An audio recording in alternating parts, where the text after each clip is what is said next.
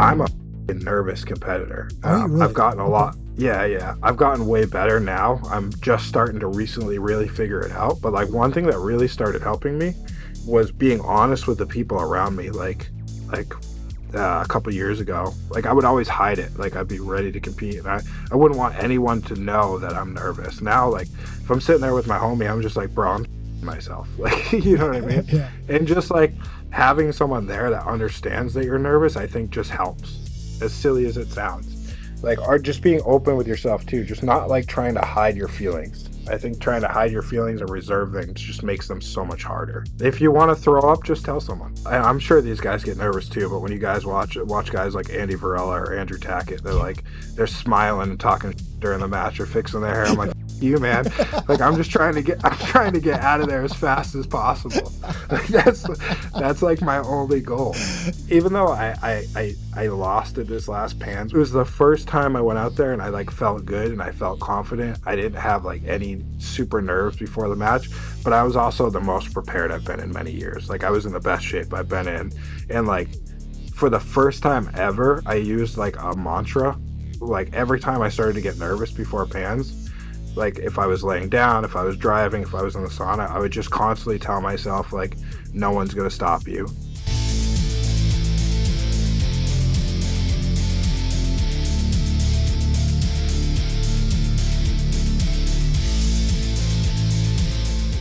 Welcome back to the BJJ Fanatics podcast. I'm your host, Ryan Ford. My guest today is a black belt in Brazilian Jiu-Jitsu. He's also a former MMA fighter, and he was the #2 ranked featherweight in New England during the time that he was fighting competitively. He's competed extensively in Jiu-Jitsu, collecting several regional titles and competing against some big names in the sport as well. He runs his own academy, Precision Jiu-Jitsu, in Hudson, New Hampshire, where he teaches full-time. He's also Michael Zenga's head coach. Ladies and gentlemen, it's my pleasure to be joined today by Shawn Melanson. How are you today, Shawn? Good. How are you, bro? Good. Michael's going to get a kick out of hearing Oh yeah, dude. Yeah. I'm going to call him right after this and tell him about it. Actually, I should call him in the middle of the night because that's what he likes to do to me. 3 a.m. That's his favorite time Yeah. to get calls, of course. Yeah, he thinks everyone's awake. Yeah, 2 texts first, then a phone call for sure. 100%. Shawn, I've really enjoyed your content that you post on Instagram, man. So I'm excited to have you here. I'm interested in hearing your story. So the question I always start with, tell us about where you're from originally and what life was like before you found jiu-jitsu. I'm from New Hampshire, so I've been in New Hampshire my whole life. That's where I am now. Life before jiu-jitsu is relatively, the same because I guess a little different, but I played contact sports from the time I was 4. So I started in football, and then I went into like wrestling in high school. But I mean, if you go back before high school, my cousins had trained jiu-jitsu kind of back in the day. They weren't like anything crazy, but blue belt level guys. So when I was like 12, they were like, I don't know, let's say 15, 17, a couple years older than me, right? So like they would always practice their moves on me, which is really just kind of beat up their little cousin, right? So I'd always kind of been exposed to jiu-jitsu in that aspect. And then when I was 16, I started wrestling in high school, got out of high school, and I'd always watched like UFC with my cousins, and my cousins were like a big inspiration to me. So I decided to go into MMA. I did the cage fighting thing, and then I had finished all my fights by like submission in the first minute, besides the one I lost. So I was like, well, maybe I'm just a fucking jiu-jitsu guy, not an MMA guy. And it was kind of at the same time as when there was a lot of CTE research coming out. And from being a guy that did combat sports from the time I was a little kid, I was like, you know what? I think I'd rather, just kind of go into the full-time jiu-jitsu thing versus the full-time MMA thing, because I don't want those problems later in life. And that's kind of where it transformed. I was about 21 or 22 when I made the jump from MMA into just jiu-jitsu. I was going to ask if you had a wrestling or a judo experience, because there's a strong wrestling influence in your game, and you have a nasty Harai Goshi as well, man. I love how you kind of have a good hybrid of both sides of the takedown. Yeah. Funny enough, my high school was god awful at wrestling. Like I wrestled for a shitty high school. And I actually only wrestled 2 years. I ended up taking second in the state, and New Hampshire's a small state, so it's not like taking second in New York or anything like that. But managed to go from a first year wrestler to second year wrestler, taking second. But also, like, you'll see, and we'll probably talk about it more as this podcast goes on. Like, when I jump into something, it's all in all the time. So, like, as soon as I started wrestling, I was a year round wrestler. So I didn't just wrestle from November to February. I wrestled as soon as I started, like, I found all the off season tournaments I wrestled, I found all the clubs. I ended up getting mats at, we had a pool house at my parents back then. We ended up putting mats in the pool house, and I had people coming over all the time and wrestling. So when I go in, I just go in 100%. Was it the same with jujitsu, I assume? So is it Yeah, once you, yeah. jujitsu's yeah, jujitsu's been a crazy journey. Like when I started, when I was training MMA, when I met my wife, it was like I trained 3 times a day, 6 days a week. And even I told her back then, I'm like, you'll get to see me like after 9 o'clock, and then sometimes on weekends when I'm not like training. And that's kind of, I've gotten older, so I can't train as much. I'm 32 now, but I'm still here 6 days a week training. It's just not the 3 times a day anymore. I can't do that stuff anymore. Yeah. Um, Well, let's talk about that, because I know right now you were just talking off air. You're nursing a shoulder injury right now that sounds pretty bad. You've had to pull out an ADCC jersey and out of a cash prize event that you were going to be part of as well. So how do you typically pace yourself, like someone that trains in that way? Because everyone they always say like, okay, how much mat time is appropriate? How much should I be training? They see your full time competitors and athletes and people that run academies who do it all day every day, but obviously you're not training it with full intensity every single time you train. So yeah, I would say, and this isn't to dog on anyone I train with, but like I'm the best guy in my gym at this point, right? So a lot of the time, like if I train 6, sometimes 7 days a week, but mostly 6. So usually I train Monday through Friday, I take Saturday off, and we have a big open mat on Sundays, right? So if we start our week at Sunday, we have a big open mat where everyone from surrounding gyms comes in, and like we get a lot of really, really good hard training, and we do that for about 2 hours on a Sunday. Then Monday is usually a big night for us where we get good training. But I only do really, really hard days, 2 or 3 days a week, and then the rest of it, I train with, like, a lot of my blue and purple belts, and I do a lot of, like, I essentially call it live drilling, right? Because 'Cause I'm working a skill set. Even though, like, we're live rolling, I have the skills now where, like, if I decide I wanna work guard that day, or I wanna work a specific thing, like, I can do all that, or just put myself in bad positions constantly and have to work out. But it's not the same as, like, go, go, go. I'm not going to war 6 days a week. It's like, I go to war maybe 2 days a week, and then the rest of it's like I said, that kind of live drilling aspect where even though I'm training, I'm working a certain particular skill set. It's so important for people to hear that, because I think there is a lot of confusion, especially with people newer to jujitsu. Is, okay, should I be going like like ADCC preparation every single day? And it's like, well, no, of course not. You'd break down. You won't make it past 4 years doing training like that.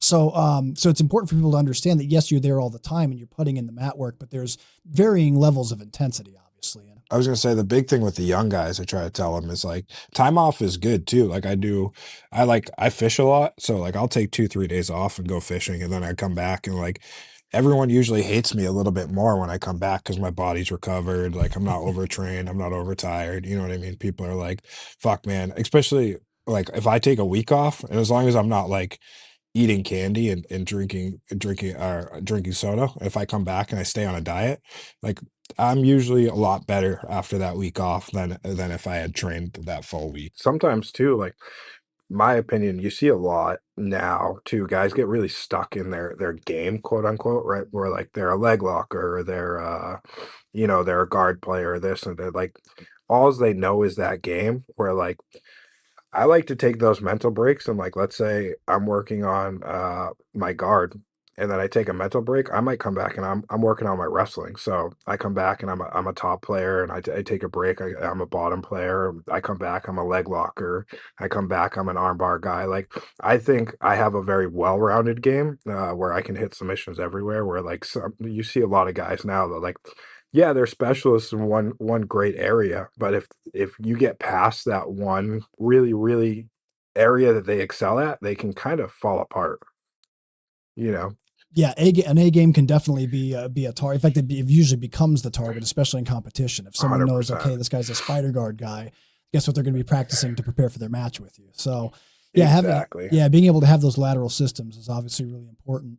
Have you always trained that way since you first started jujitsu? Have you always been mindful of trying to be very well rounded, or did you indeed have a specialty as you were coming up through the ranks? Funny enough, because I talk so much shit about it, is I won a lot by leg lock back in the day, like 2015 through 2020, and that was at the time where like, no one was still doing like you could fall back on a leg at a naga and like people would tap. They would just tap before anything. And then I kind of got away from it when it got super popular. Um, it's really since I've always been well-rounded where I could submit people everywhere. I've always had an affinity for armbar since I was like a blue belt, but I got into the leg lock stuff. But more, I should say more so since I opened a gym, it's really taught me to be super, super well-rounded. Um, like, I really, really spent a ton of time developing my guard once I opened the gym.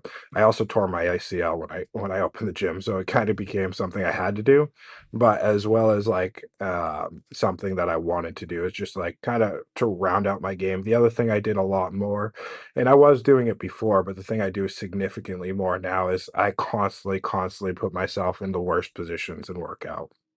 Yeah, obviously when you have your own academy, that puts you into a position where you're responsible for other people's development. So you don't want to be someone that has one very specific game and can't teach much else outside of that. You got to be a collector of knowledge, you know. Yep. I also feel like my academy has a little bit more pressure on it in the sense that like I opened it as a competitor's gym in an area where we're not very competitive, right? So like New Hampshire's pretty small and like you're not seeing guys go to EDCC from New Hampshire. You're not seeing guys like winning all that much. You got a couple guys that are winning, Pan's Masters championships, but no adult world champions or Pan, you know what I mean? Shit like that. So I really wanted to open a space that was highly competitive. So I wanted to number one get as good as I could, stay really relevant with the game of today, and knew that like if I wasn't offering something above and beyond everyone else, it would be kind of pointless. And that's not an insult to other gyms. I just think like a lot of these other gyms, they cater to the hobbyists, which is where the money's at, which is where most people come to train. Like we have mostly competitors and it's a harder market, but I feel like over time, especially with how successful my team has been and they're starting to become, like that'll be my niche. It's just a much harder niche to find. Yeah, you know what? I would love to zoom in on this because that's a very interesting topic. You're right. Like a lot of school owners, when they open a gym, they want that whole jujitsu for everybody banner outside, and everyone and their brother comes and signs up, and everyone's paying a tuition. What you're doing is definitely the harder way. But it's something like, for example, that a lot of great coaches in the world, there are people out there that very specifically are passionate about creating champions and creating competitors. What do you think it was that pushed you in that direction? Is it just that you're a competitor yourself, or what made you go that way rather than going the kind of the everyman route? Part of it's being a competitor myself, but also just a need for it, right? Like, my opinion is there just wasn't a place around here that was specifically competitor focused. Well, there is some teams that are decently competitive. They're still hobbyist focused as well as like I would not anymore, but when I opened, I was like the only specific no-gi place. Like, come in, you're gonna be a no-gi competitor. Like, this is the spot to go. Like, we're gonna be the B team or the new wave of New England. That was kind of like the goal. As well as like when I've gotten better.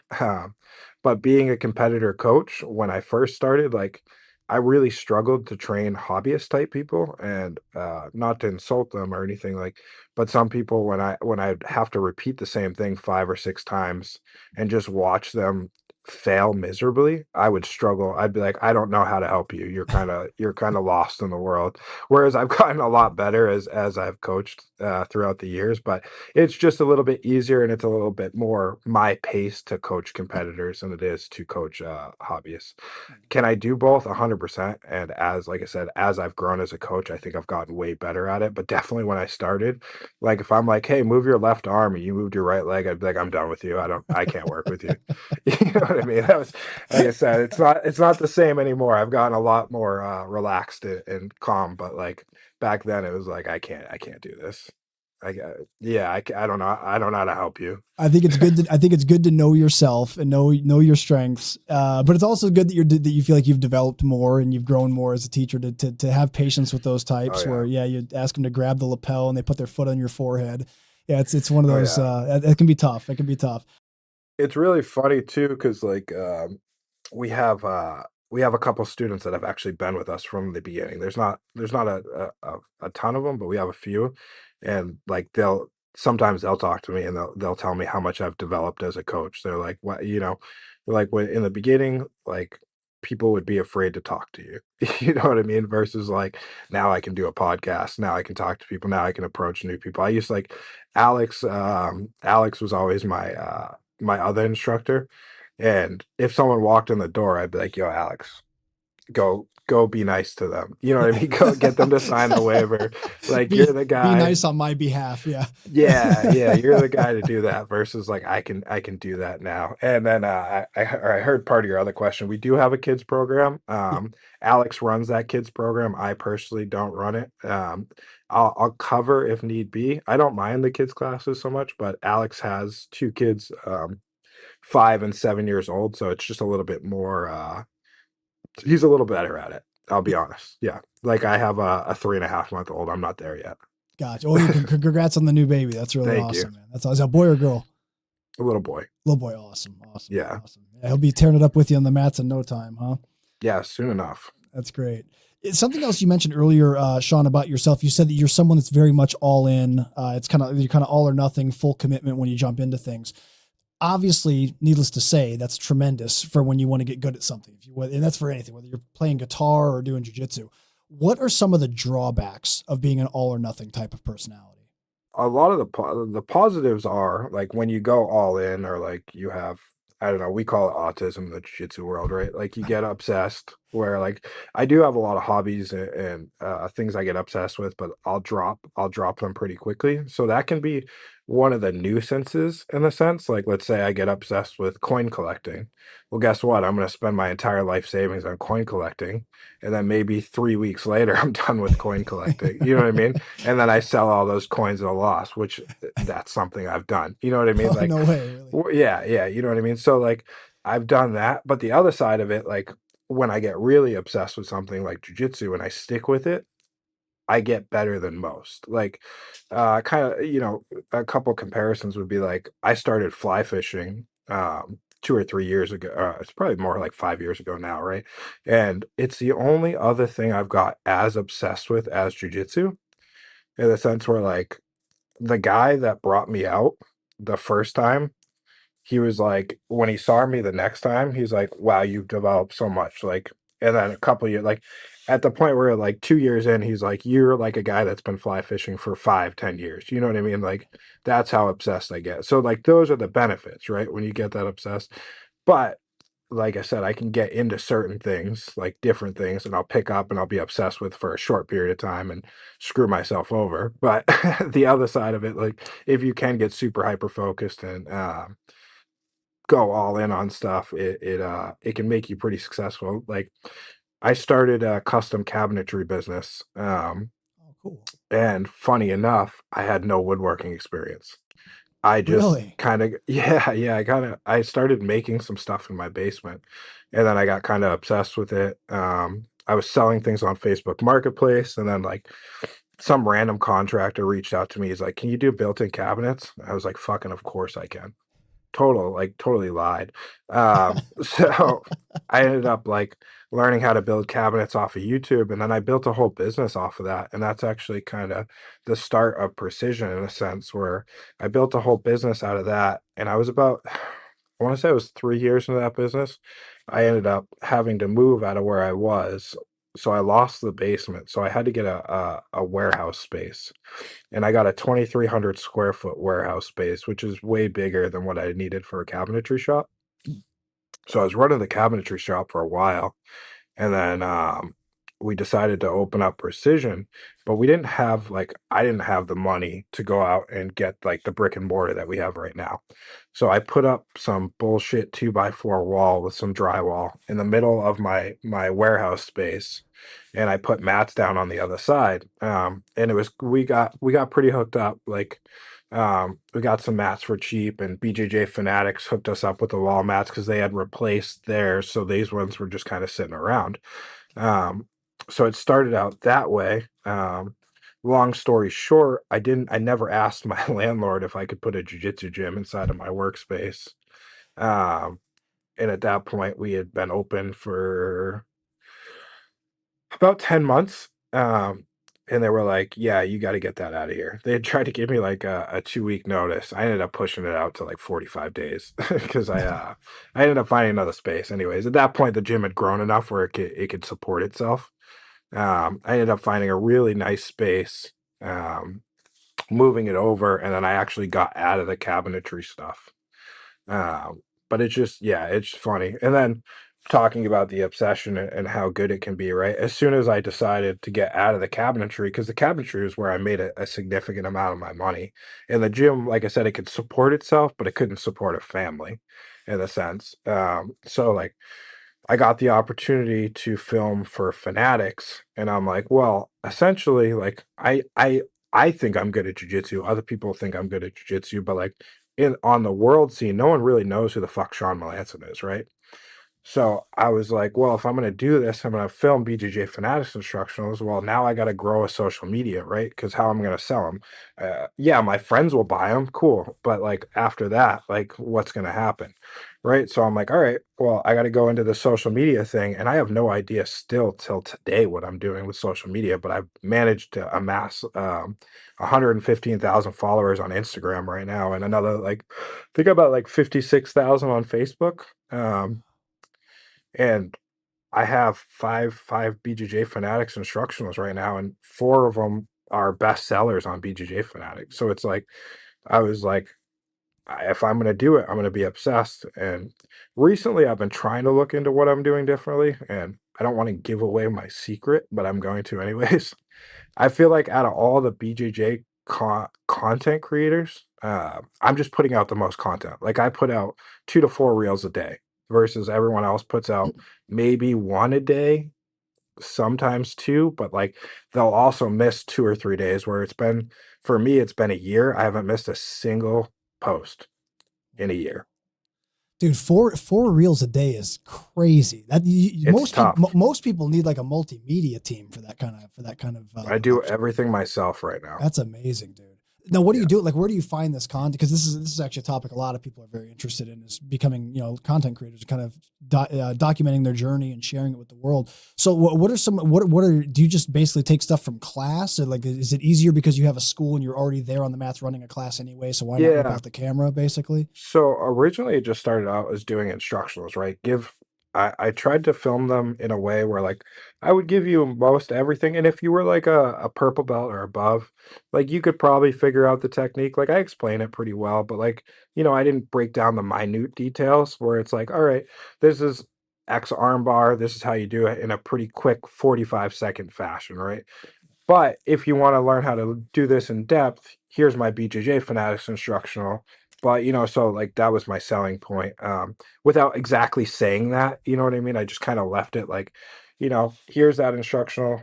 If you don't understand or whatever, here's my BJJ Fanatics link. You can buy it here, and this will give you a 5 minute breakdown or whatever the case may be, right?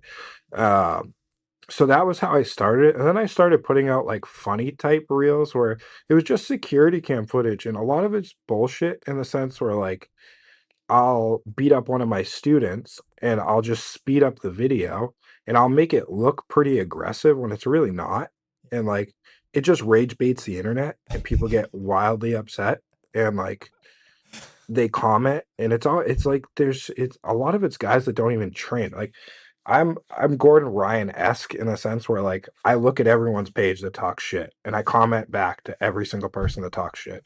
And it doesn't bother me at all. Like I sleep like a baby, right? And then I started like trying to put more and more of those out. Some of it's just like fucking around with some of my female students that are like smaller and weaker, right? So like they'd put me in an armbar and I'd be like, armbars don't work. Like and like people would get upset about that. And then I had a reel that it's almost at like 50 million views right now, and it's the dumbest fucking thing. Um, I was just fucking around with some guys and they were going to like try to turtle out of side control. And I realized I could just pick them up by their hip and put them over my knee. Um, The air prison is yeah, what we and I call it. call it Yeah. air jail, right? Air jail. And like I made a reel about it and so many people got upset. And like the first one did like 11 million views. And I was like, no fucking way. Right. So I did another one where I started out the video where a kid had me in a triangle and I just stood straight up with him. And the kid's like a purple belt. He's not bad, but I just started flipping off the whole room. You know what I mean?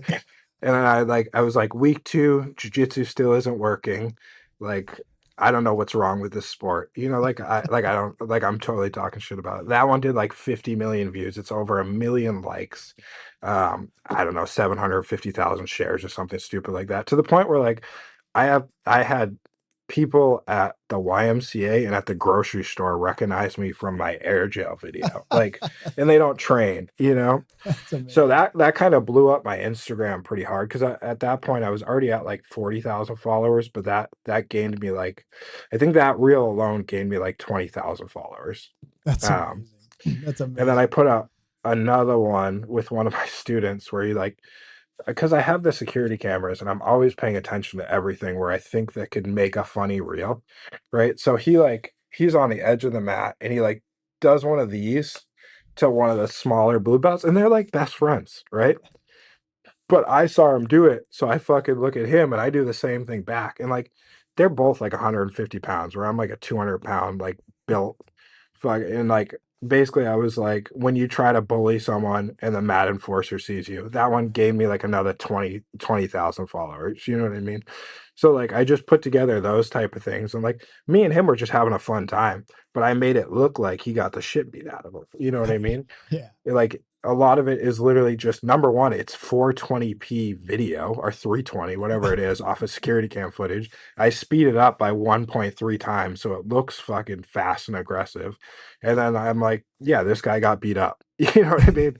And people go crazy. It's hilarious. That's And then awesome. they all talk shit to me. And like, there's so many people that were like, oh, if you ever tried this with a real jiu-jitsu guy, or if like you had any idea what you were doing. And I'm like, yeah, man, of course. Yeah, you fucking got me. Yeah. Like, Right. My cover's yeah, blown. Yeah. yeah, some guy's like, I got a blue belt. I dare you to try that with me. I'm like, bro, I'll kill you with my eyes closed. I'll Like, put you what are you talking I'll put about? you in air jail so fast. The funny part about air gel is it's hilarious because it's a dumb thing where I'm just grabbing people by their hip and I'm picking them up, which I could do white to black belt Yeah. because you're not expecting it. You know what I mean? As soon as my buddies who are trained expect it, they stop me 100%. Yeah. Right. But if you're not expecting me to do it, you're just kind of like, you're all of a sudden you're on my knee. And you're like, what the fuck is this? You know what I mean? It's not like, but like, I was analyzing air jail and I was thinking, okay, I Yeah. can see obviously how to prevent it is obvious, but once It's you're so there, you're Yeah. there, I'm thinking, I'm trying to rack my brain. How the hell do you get out of that? Because Yeah. like there's nowhere to shrimp to. There's no Nope. frames to really create. You have to just Yep. sit and wait. You're in jail. Yeah, and like you can kind of fall off, but there's so many people like I would like lock you or I would do. I'm like, shut the fuck up. Like you've never been there, like you have no idea. Like it's honestly my buddy Doobie who's like, so I'm 5'7", like 190 to 200 pounds depending on the day, right? He's 6'4" and like 230. All of a sudden we're rolling and he puts me in air jail and I'm like, motherfucker. You know what I mean? Like, and I'm a pretty good black belt. And I'm like, for a second, I'm like, what the fuck do I do here? You know what I mean? So it's like, it's one of those positions. It's just kind of funny where like, when you're not expecting it, and you get there, you're kind of like, you're stuck for a second, but it's just wicked funny to see the amount of people that comment, or they'll be like, try that with Hicks and Gracie. I'm like, all right, dude, whatever you say. I'm like, have you ever trained? They're like, no. And I'm like, all right, that makes sense. You have no idea. Then. You have no idea. Yeah. So, no, I was Oh, definitely yeah. looking at it and I couldn't visually figure out the answer to air jail once you're in it. That's It's a little weird. You that's kind cool. of just scramble till you try to hit the ground again. Like, I guess. Yeah. Just that's all fish you flop do. around, I guess, huh? Yeah. another video of yours that have, I think it might have been the one that I first saw of you. You were flipping off one of your students. Is like Oh basically yeah, how to call someone for a new role. And then yeah. your That's student comes over delivering the two birds to you. That was a yep. fun. That was pretty funny. Actually, I was Yeah, probably already following you at that point, but it was that's one of me my and my favorites. buddy John. We've got a couple reels together. He's another one. Like he's good. He just took second at Pans at Purple Belt Master One. So like he's pretty decent. And it's funny because I do a lot of shit to him in the same sense of like fucking around because like I said, I think I'm a good black belt, right? But they're like, "Oh, these guys you're going with have no idea what they're doing." I'm like, "Dude, this kid just took second at Pants." You know what I mean? He Right. wins a lot. Like, it's just Yeah. I'm better than him, you know. But we do a Yeah. lot of those type of reels where like they're organic in the sense like all those things are happening organically in the gym, and then I just find a way to spin it in a funnier type scenario. And That's that's kind of like my niche right now of like what does well. My instructional stuff does well, and I think I would have grown that way, but not nearly as fast as I've grown with the stuff that like a lot of people tell me they watch my reels and they don't train. They just enjoy the humor aspect of it.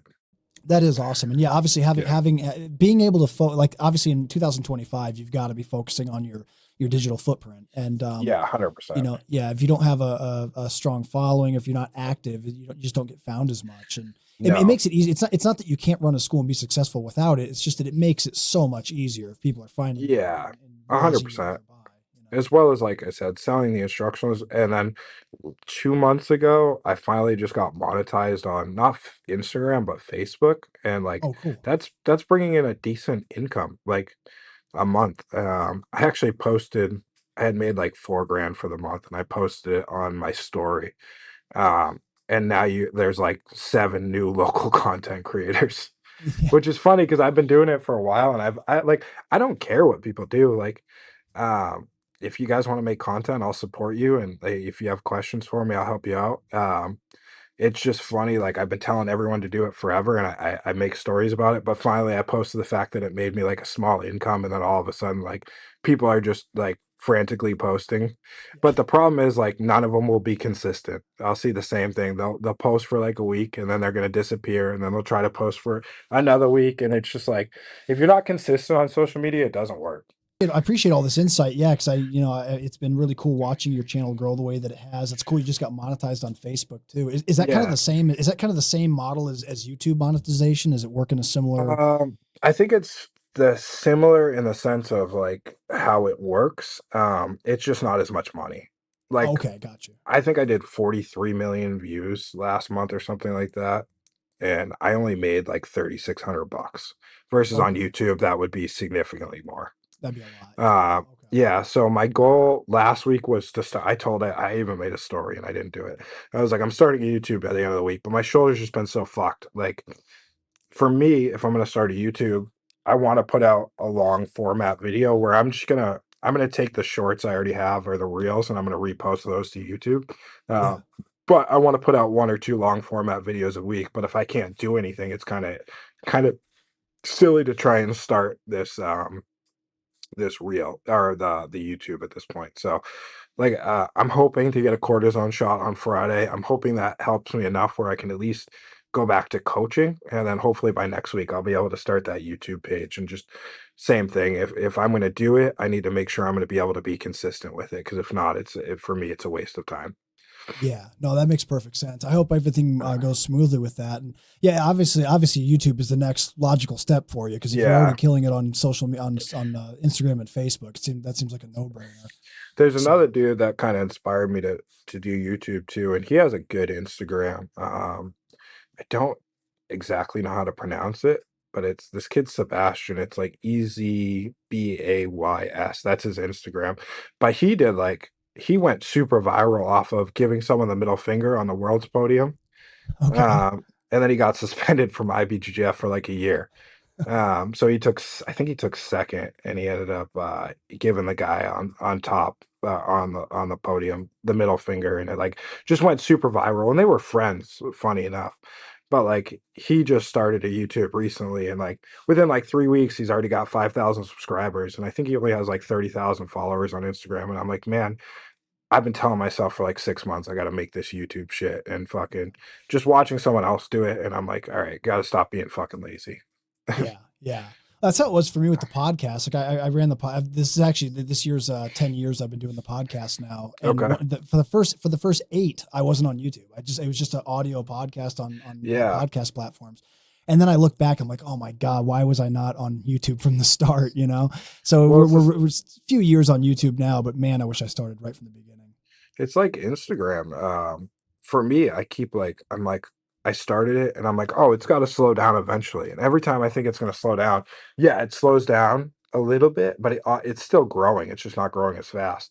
And then it'll go like this, and then it'll boom, and then and then it'll kind of bump again. And it's like I I literally went from 3,000 followers to 115,000 followers in the course of a year. I'm like, Jeez, all right, like, why am I not doing YouTube? Like, why am I not doing more? These are other ways to provide an income for my family, especially because jujitsu is right now my only income. Like, I'll still do side work in construction, but it's very rare that I do it, and I don't want to fucking do it. You know what I yeah, mean?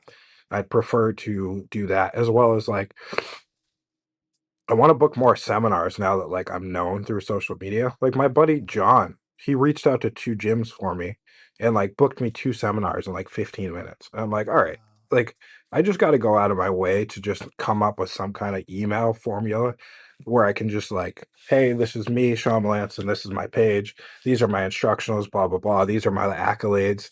I'm looking to book seminars at this much or whatever the case may be, and send that out to like a bunch of gyms, you know, and just yeah. see what hits. Because he was like literally one of the guys, he booked me, and he's like, yeah, dude, everyone knows you from Algeria. He's like, I sold out that seminar within like 2 weeks. That's amazing. You know, yeah. Wow. So it's like something I gotta take advantage of too at the moment. Oh yeah, dude. No, of course. Yeah, if you've got a wide reach and a big network, that's easy, man. That's for sure, Yeah. for sure. Yeah. Let me ask you this. We were talking earlier about the kind of the vibe of your gym. And every time, one thing that always comes through on your videos is that your gym seems like a very fun place to be. You can tell everyone's having a good time. It's a great vibe. Talk to me about the idea of building a culture in your gym. Like, why is having a strong culture important to a gym? I just think it keeps people around, as well as like we are the competitor space, and like coming up, I've been on my local scene, like I've been kind of one of the better competitors, right? I've done grappling industries for the last 5 years. I don't do a ton of them, you know what I mean? But I do one or two a year. And it's been 5 years since anyone scored a point on me out of grappling industries. You know what I mean? So like I've kind of had that reputation. And there's a lot of people that in the sense of like I said, a lot of these gyms are hobbyists. Like they don't say it to me, but I hear it through the grapevine. There's a lot of people that are intimidated by me, right? And I don't want to be that guy who's like, that fucking asshole you see on Instagram where like have you seen that guy who's like, people are scared of me when I walk into a room? Like that's not A lion yeah. doesn't concern himself with the opinions of sheep. Exactly. I'm not trying to be that fucking guy. These are just things I've heard, right? As like Yeah. as a gym owner. So I've wanted it to be like, yes, this is a competitor space. Yes, we go hard. Yes, all these things are true, but this is a fun fucking place. And like if you come here, you're not going to get hurt. You're not going to get injured. It's not a scary place. Yes, it's intimidating in the sense like, yeah, you're going to have to keep up with the jujitsu a little bit, right? But if you come here, you'll have no problem. And I just wanted an atmosphere and a culture that was like better than everywhere else. Like you're gonna have a great time. I I also hate the fact like there's gyms that are like you got to come in here like and ask to go to the bathroom. Like I'm a fucking adult. Like I don't want to ask to go to the bathroom. I don't want to call someone professor. Like to me, that's like I'm not coming to jujitsu to have another daddy. Like Yeah. that was never my goal. Like, do I understand the respect aspect of some of it? Sure, I'm okay with that. Like I'm okay with some of the old school stuff, but there's stupid things that bother me. Like like I don't like uniform policies. I get it from a business aspect. Like I'm not going to hate you for doing it, but personally, I didn't want it in my gym, you know, as well as like I wanted freedom. I've always been kind of a guy who goes against the grain. Like in high school, I fucking never wanted to go to class. I've always hated authority. The reason why I've ran businesses because I'm like, I'm an incredibly hard worker. I'm the shittiest employee you can find, though. Like, you know what I mean? I want to be on my schedule. I want to do my things. Yeah, you get it. Like, Yeah. I'll work 120 hours a week for me, but for you, no, not going to happen. You know what I mean? So, like, I'm that guy. So I wanted that freedom. And all the people that felt like I had always felt like a black sheep in a lot of those type of gyms where like even if I excelled, I wasn't treated. I felt like sometimes like the guy that was excelling, I felt like a black sheep in a lot of places. Not everywhere, but I wanted a place where all the black sheep could come together. You know what I mean? And kind of get along and then kind of grow out from there. And I think we've really developed that. Even now, like people that are moving here from like places like California, like I have a couple of 10th Planet guys and girls. One of them's actually become an instructor for me as of recently. That like when they come here, they're like, all right, they're competitors, you know what I mean, from their local area. And then they look up all the gyms and they know like precision jiu-jitsu is the place to come if you're a no-gi competitor. You know what I mean? Like that was my goal. But again, as well as just like making it a lot more welcoming than I think like the original vision of me as a person was, I guess. It really comes through on the videos. I mean, it really does show. You can see that you're very loved and respected by your students, and that it's a fun place to be. And ultimately, that's the goal. I mean, that's the goal that most academy owners are trying to aim for, is to accomplish that. Let me ask you this. So most school owners, one of the things, 'cause I've talked to, hundreds and hundreds of school owners over the years. One thing that they deal with is interpersonal relationships with people. So like being in a position where you're now managing other people's personality types in a general gym where it's a mixture of everybody, hobbyists, competitors, whatever. You deal with things like students dating each other. You deal with someone having an ego, someone not wanting to tap, someone going hard on smaller people. I imagine in a competitive gym, you get competitive personality types. Do you think that you deal do you think you deal with more of that kind of stuff or less of that kind of stuff? Honestly, I deal with less. Funny Really? enough, Okay, right? cool. I think my personality and the way I treat people, as well as like the well, like I'm friendly with everyone, the respect and authority I kind of demand from everyone, like it just translates into how my students act, right? Whereas like a lot of people see us as like I've heard people talk about our culture, and it's usually the traditional type gyms that have talked about our culture as being like informal or like not, not professional, where like I actually get a lot more respect and admiration from my students than those people get. Um, where like nobody really comes in with an ego. No, I haven't had to really deal with ego, and if you do come in here with an ego, it usually gets fucking beat right out of you. Yeah. It doesn't last very long, as well as the interpersonal relationships. One thing, like, we have a very solid group of women here, funny enough, like, and they're all, like, smaller women, but they're, like, some of my closest friends, so I've always kinda I feel like some gyms kind of don't bring their women to the same respect as the men, right? Whereas like I do a really good job. Number one of them is like my main instructor right now. Um, so everyone respects her as well as like they're all kind of like my friend group. So everyone kind of sees them on like, not a pedestal, but they're like right up there with everyone else. Whereas like I've seen it where those women don't get respected or like people are trying to date them and hook up with them where like that doesn't fucking happen here. You know what I mean? Like everyone's cool, everyone's a good friend group, but no one's trying to intertwine, no one's trying to date, everyone's respected, and, like, we kinda don't do any of that shit, and I think that comes from, like I said, with them being my friends as well as, like, the culture and atmosphere we just present here.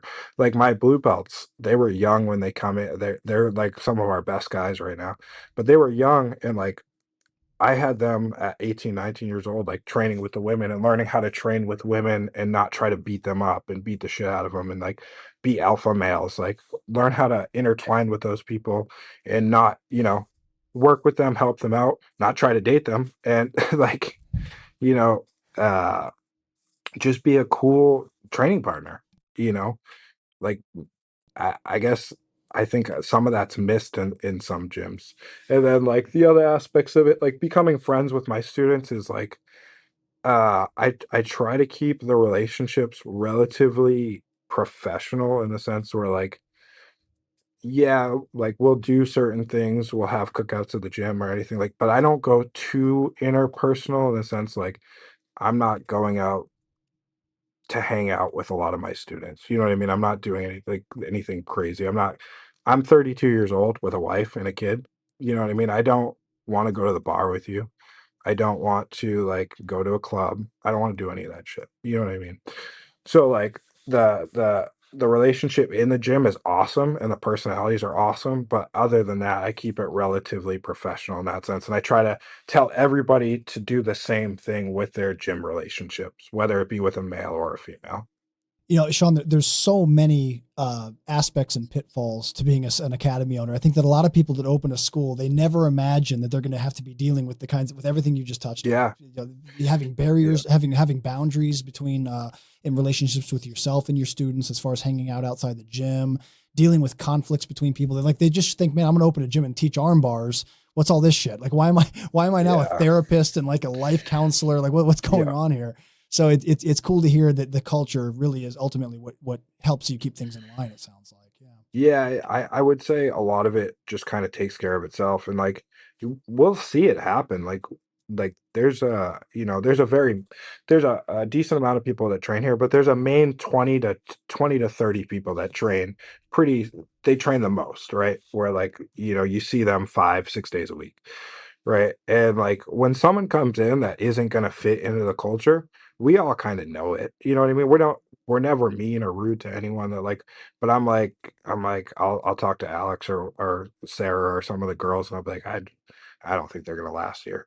You know what I mean? Like, if they do, they're gonna change their personality. But we've had a couple of people that like they come in, they can be douchey or whatever the case may be, and I'm like, they're number one, like they're not good enough to be that kind of personality, you know what I mean? As well as the fact that, like, I'm pretty straight up and blunt and honest with people, so, like, if you think you're better than you are and you start talking to me and you're like, "I'm so and so," and I'm like, "You fucking suck." You know? And people yeah, like, and people struggle with that. Like, I have people struggle on the other end too, where they're a little bit softer in the sense where, like, some people constantly need reassurance, right? Like that they're doing a good job. And I really struggle with that because it's not something I need. So like I struggle to give compliments. Like you'll hear it from my students sometimes when like they do a good job and I'm actually like, oh, hey man, that was sick. Like, wow, a compliment from Shawn. Like, you know what I mean? So I also struggle on the other end of it, like sometimes keeping people around that are not self-starters and self-sufficient. Like most of the people in here are very self-sufficient and they're hard workers in their own right. They don't need to be pushed. Like I'm not messaging and emailing people to come back to jujitsu, you know? Like, whereas I feel like some gyms are constantly like, you have to be on your students to be in, like you're constantly trying to be a salesman, where I'm yeah. not that fucking guy. I could probably have a bigger studio if I was that guy. Um, but the way I'm running it and the way it's going is the way I like it. That's awesome. No, that's great, Yeah. man.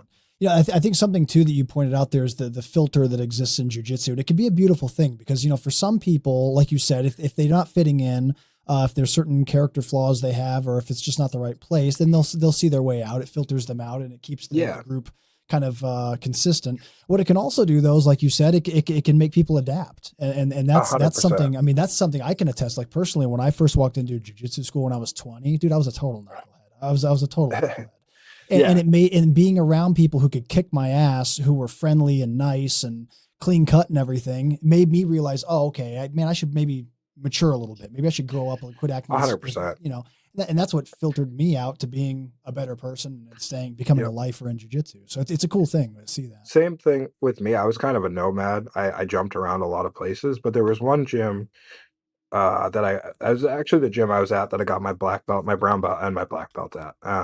They're definitely more hobbyist focused, where everyone's kind of like 40 to 50. But being around a lot of those people, they were successful like business owners, successful in their careers. They were older people, whereas like the jiu-jitsu was decent, but it wasn't just enough for me to be competitive. But the life lessons and the things I took away from being around those older men, and women as well, like were things that helped me mature and become a better athlete as well as a better person and adult, um, as well as like be a better husband and father. You know what I mean? Being around successful men and women that are good role models, I think is really, really good. Yeah. I think a jiu-jitsu gym can provide that. Like even now, like I'm 32, I'm not super old, but I got I got 18, 19-year-old kids, and I'm always busting their balls, you know? Like I'm trying to make them into adults. Like I'm trying to make them more responsible. When they walk into class smelling like weed 10 minutes late, like I'm gonna tear you apart, you know?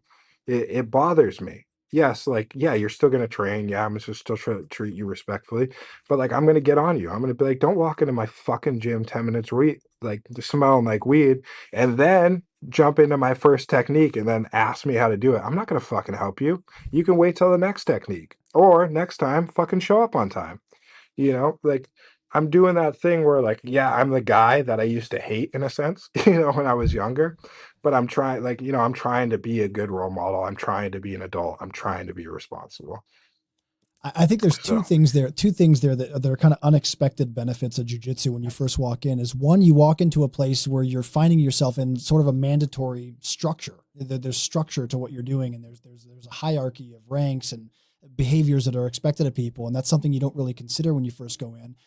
Even in real casual settings like yours, like you talked about how your school's not traditional where you bow in and do all that stuff, but there's still a hierarchy. There's still structure. There's still rules and behaviors that are expected of everybody. And then the other thing is that the social circle that you start adopting now, it's all different walks of life. I mean, I train with everything from felons to cops to lawyers to attorneys to judges to business people. And you get to kind of meet everybody, and everyone's kind of in this collective journey where we're trying to become black belts and become better and better and better at this art and building people. 100%. So It's funny too, like just because I'll talk about these kids a lot, just because they've been with us since the beginning, and they're yeah, those 18, 19-year-old kids. It's been fun to watch them come in as like dumbass kids, and they're still dumbass kids, but I love them. But like I'm watching them grow into adults. You know what I mean? Like they're now 21, you know what I mean? Like 20, 21. And like I'm watching them become more responsible. I'm actually relating to them more. You know what I mean? Because I'm watching them. Number one, they're in our culture, right? But like as well as like they're just becoming more responsible. They're becoming those like more adult type people versus like dumbass kids. Like yeah, yeah, where like, yeah, they're good at jujitsu, but like there's so many things where I couldn't relate to them. yeah. You know, like just the 10-year age gap is a huge thing because I think the younger culture is like the culture now, or I should say the younger generation now is a softer, different generation where like I don't relate well with it. But like I said, these kids are starting to really grow up in our culture and becoming young men, and it's fun to watch. Um, That's awesome. as a coach too, just to watch them develop as people, but also watch their jujitsu develop. Like these kids, we have one kid, he's a blue belt right now, and he's been competing since he's a blue belt, and he's like, I think he just lost a match, but before that, I think he was undefeated for like a year. You know what I mean? He was taking on uh, high level blue belts and purple belts. He took on a day's notice. He took on a kid who was a purple belt that just opened a school and fucking smoked him. Like, yeah, so it's cool to watch those guys as well as like the rest of the team. But I'm kind of losing my train of thought with that. But yeah, watching those guys grow is super fun. That's incredible, man. Obviously, you're doing everything right, man. You deserve every bit of your success. That's really cool to see people this Thank you. dedicated to growing the art and spreading it, man. Heck yeah. Sean, I'll tell you what, man. Every episode, I play a game with my guest. It's a game Sure. called It's a game called the Pummel. The Pummel is basically a series of random questions. Some of these are about jujitsu. Some of them have nothing to do with jujitsu. But if you're down to play the Pummel, I'd love to play this with you. Let's do it. All right, man. Question one: what do you think is the largest animal that you could beat in hand-to-hand combat? Oh, Jesus Christ. A rat? Dude, animals are fucking. I've had cats, man, and they fuck you up. Yeah, Yeah. they do. Yeah, they do. Yeah. This is my favorite question to kick things off with because it gives a good idea of people's understanding of themselves in the world. Some Oh, yeah. people, I've had people say everything from like chimps to gorillas to other people. No, And then dude. of course the Chimp will comments. fuck you Oh, up. bro, there's no way. There's no way. Now, being a guy that's like wicked into animals, and if you can see behind me, like I have chameleon cages behind me. Oh, is that what that Um, is? yeah, I'll show you them at the end. But um, because I'm into animals, I love watching nature documentaries. Now, if we want to talk about me fucking up a big animal, like a Galapagos tortoise, I'm sure I can kick the shit out of it because it's Yes. not moving. You know what I mean? But like any kind of mammal, probably a rat or something like that. You Yeah, know what I yeah, mean? yeah, yeah. Yeah. Tortoises Maybe. have tortoises have shit guards. They're terrible on Yeah, their back. Yeah, exactly. yeah, Exactly. But if it goes inside its shell, I'm probably fucked. I don't yeah. know. And then what are you gonna Yeah, do now? Yeah, there's nothing to do. There's no exactly. neck. There's no neck to choke.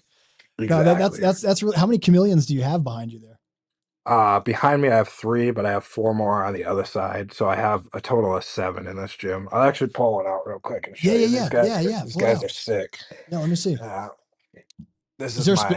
is there a specific species of chameleon or? So this one I'm going to show you is a panther, and he's specifically called a Cap S, and that's just where he comes from in Madagascar. But Okay. he's more rare in this country. You don't see this. Basically, where they come from defines their colors. Oh, cool. And you don't see this color combination very often. People just don't breed them here.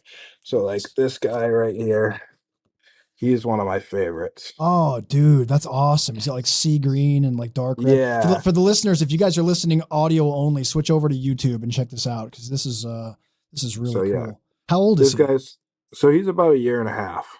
Oh, okay, all right. And this is where my other autism comes out, where like I'm a super nerd about like people think I'm a tough guy, but like I have these guys and I keep like bugs. You know what I Oh, mean? yeah. Like that's What kind of bugs do you have? honestly, I just have isopods, which is the funniest thing. I don't know if you know what an isopod is, but No. essentially it's like a roly-poly bug that you find under a rock.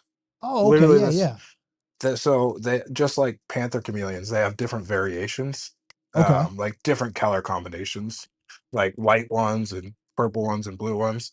The other chameleon I'm gonna show you real quick. I'm not gonna take him out because he hates being taken out. But this No, guy that's cool. is Let me see. super sick. He's called a Parsons chameleon. Oh, wow. Look at him, dude. So this is the largest species of, let's see if I got him on there. That's the largest species of chameleon in the world. Basically, if you know, if you're bored and you've watched this podcast and you're like, oh, what do they look like? Well, essentially, like I was saying, I guess I'll pull out one more because I'm nerdy. Just to show you like how different the colors can be. So, Yeah. like I said, that other one was a Cap Est. Okay. This one I'm going to take out now is an Ambaja. And like I said, that's just where they live in Madagascar. But for some reason, all different locations have different colors, right? They're all the same, besides the Parsons. Like this is another panther, but they all are the same species, just different locations have different colors. So this guy right here is an Ambaja where he's blue and like magenta, Oh, right? damn, dude. Look at him. And then like I That's have another one over crazy. there that's all rainbow colors, and then I have one that's yellow with red. So it's like, and Wow. that's a Sambava. So it's literally just where they come from. So like let's say you live in California. This chameleon comes from San Diego, where the other one comes from Hollywood. Wow. And there's a Yeah, big variation in color depending on where they are. That's crazy, dude. just where they are. It's super weird, Wow. That's awesome, man. but it's pretty cool. Now, I love reptiles. Actually, I had a bearded dragon for like, man, I want Oh to say yeah, like those guys are sick. yeah, like 4 years. His name was Bowser, and he got pretty They're big. super chill. They are, and he got huge. He got to the point where I couldn't feed him crickets anymore. He had to start eating mice. No shit. Yeah, yeah, like it just wasn't. I would buy like bags and bags of crickets, and he would just still be like, it wouldn't hold him over. And It's then funny. dude, now I actually really want to get a snake. I really want to get what's called a Nelson's milk snake. It looks kind Oh of like yeah, they're pretty cool. yeah, it looks like a coral snake, but it's not. It's Yep. not poisonous. The only problem is where I live. There's like crazy animal laws. Like there's like a nature Okay. organization, and so they tax the hell out of people for being breeders. So like breeders have to charge like like crazy prices to make up to counterbalance what they have to pay for their license. And so No like shit. yeah, so like it'd be the equivalent like a Nelson snake in the U.S. You can get it for I think like $30 maybe at a reptile Yeah, show. I was gonna say they're pretty cheap. Yeah, here it's $600 US dollars. That's Yeah, it's insane. crazy. So I told my kids, so it looks like we were at the pet store and we're holding it. My kids are like, oh, let's get him. I said, yeah, okay, why not? And then they told me the price. I'm like, hey guys, we want to go look at goldfish over here. Like you want to like, let's see what else they Yeah. got. Yeah. Cause no, I it's, mean, there's no way. I will say panther chameleons are not cheap. They're like, they'll run you like 5 to 800 bucks. Oh, okay. Yeah. They're a little bit harder to take care of, but like that Parsons chameleon. So when I was like 14 is when I started getting obsessed with chameleons, and at one point I had 18 chameleons in like a bedroom. Oh It was my pretty God. crazy. Do you Yeah, breed them at all or no? I never bred them. I just always kept them. These are all males that I have, so the females don't have the pretty colors where the males do. Um, but like the one behind me was always a dream pet of mine because there's only like 2 or 3 breeders in the United States. Um, and that guy, so a Parsons chameleon egg takes 2 years to hatch. So when there's only like 2 or 3 breeders, like, and the fact that it takes 2 years to hatch their eggs, and then sometimes their clutches just don't even hatch. So they're wicked hard to find. So that's a $2,000 lizard behind me. Um, but when I opened up the gym and I took out my loan, I'm like, guess who's getting his dream fucking chameleon? Like, you know what I mean? And funny enough, I switched the logo earlier this year to a chameleon skull. So that's kind of like our mascot as well.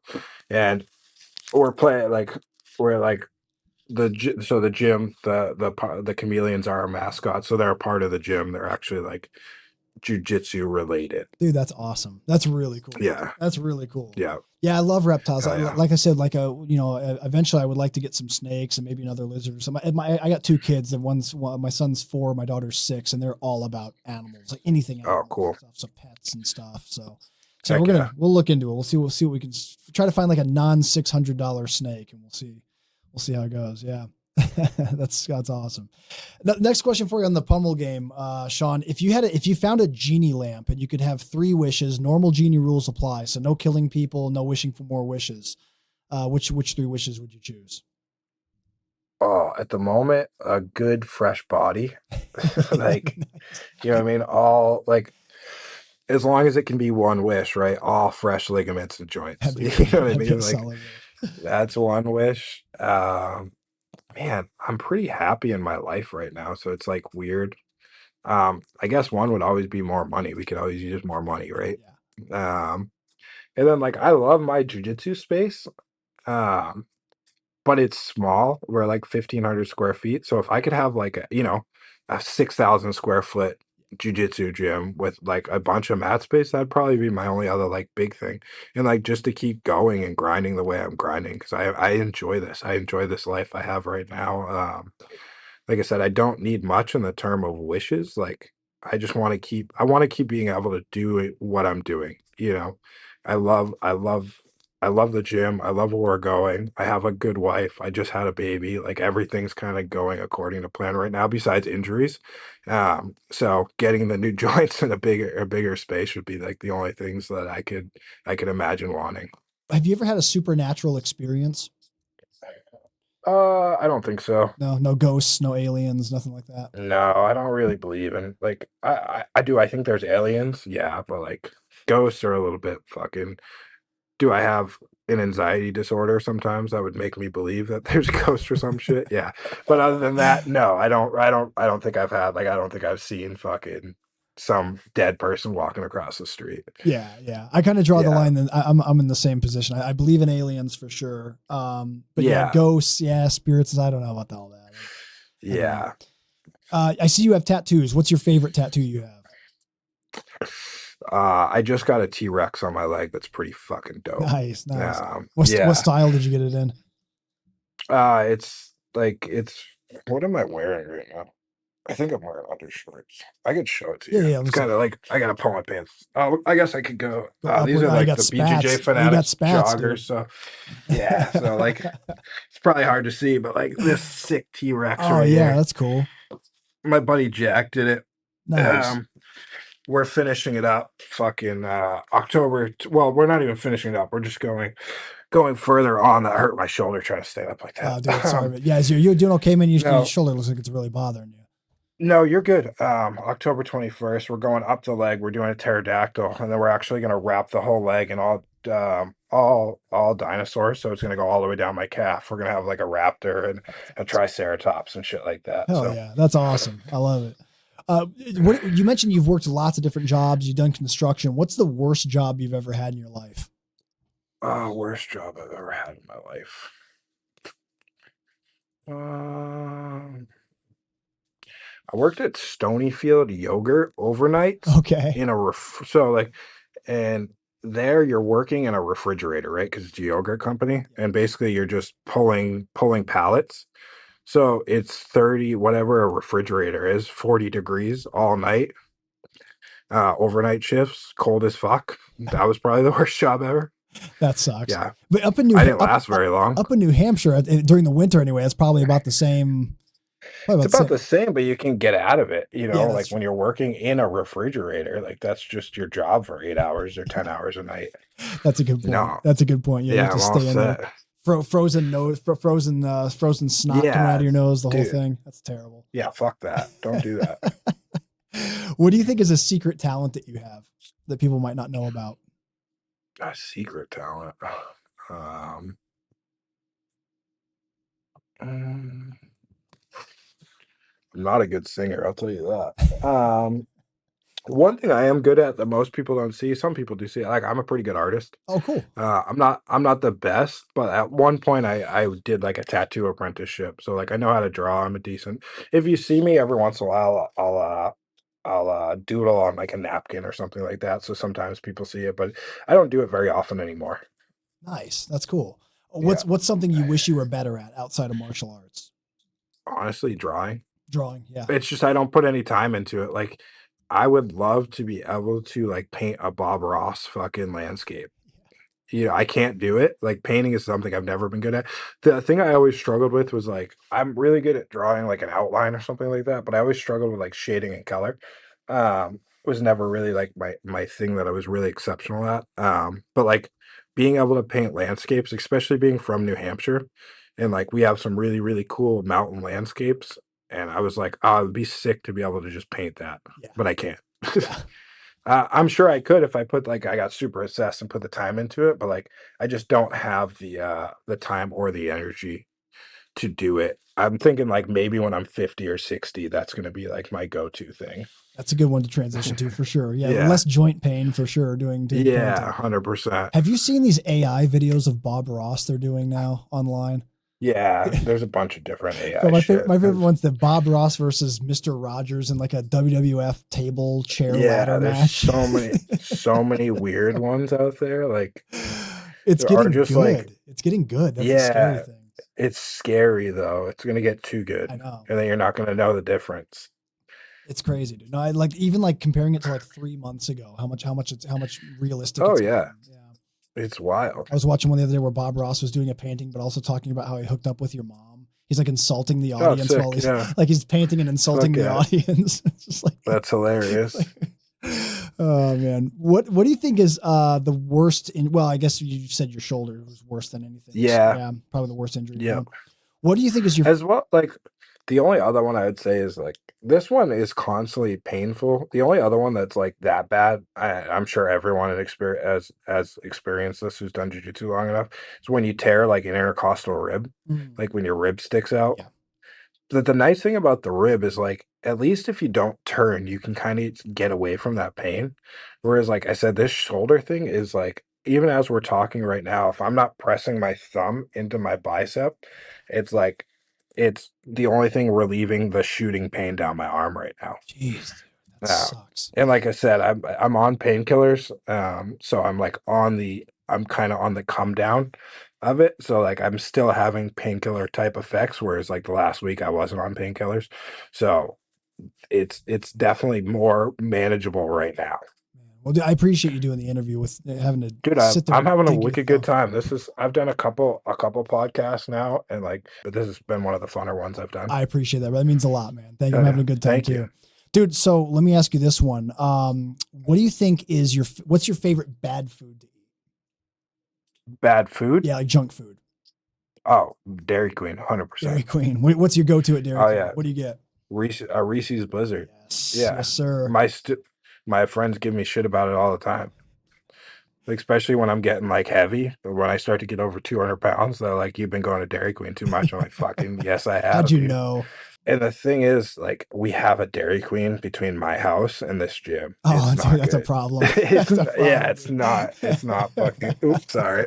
No, you're good, It's man. it's not good. Yeah, that having stuff that's on your way home, that's hard, especially if it's like so like Yeah. where I live, we live in an apartment building. Downstairs there's a bakery, and thankfully it's not the best bakery around because Okay. there's other bakeries around here that are like amazing, dude. If they were downstairs, I'd blow up. Like there's no way I'd stay on my macros. I'd be Yeah. blowing up all the time. There's one like that. So I fished the Niagara in New York, and there's a bakery there, and they have these cherry cannolis, and me and my boy just destroy them when we're out there. And thank God it's not in town because I would fuck that shit up What's all the time. what's your most hated food? What's something you cannot eat no matter what? Uh, Funny enough, like it doesn't taste bad, but oatmeal, the texture of it, the texture of it's like vomit. So as soon as it touches my tongue, I want to throw up. That's the exact texture, dude. I never thought of that. Yeah, It's the exact yeah. same consistency. Yeah, you're right. So I was trying to get on a diet one time, and like my cousin's like, "Yeah, start with oatmeal." And like I was like, and like I like oatmeal bars, but it's not the same. Like those have like preservatives and other dumb shit. And Yeah. so I've just made some oatmeal, and immediately I was like, "Oh, what?" And I was like, "All right, well, never eating fucking oatmeal again." So yeah, I guess that's like one of the like. There's other things I guess I don't like, but oatmeal for some reason is just nasty. Don't. Yeah. What do you think was the scariest moment of your life? Oh, fuck. It's a hard one. I don't even know. Uh, I I guess would be I don't deal with it anymore, but like when I was younger, I used to deal with a pretty bad anxiety, panic disorder. And like I had this really bad panic attack one time where I was rushed into the emergency room with a resting heart rate of 212. Holy shit. Uh, yeah, where they thought I was having like a heart attack. W- like that was, I guess, the most frightful experience, especially because you're having a panic attack. But I Yeah. can't really think of anything like I've never almost fallen off a cliff or anything. I No. can't think of like super scary experiences. I've done some shit like I always rode dirt bikes and had some hairy experiences when I was younger. But like something that actually really, really was scary would be like getting rushed to the hospital with that type of a heart rate as well as just because you're freaking the fuck out.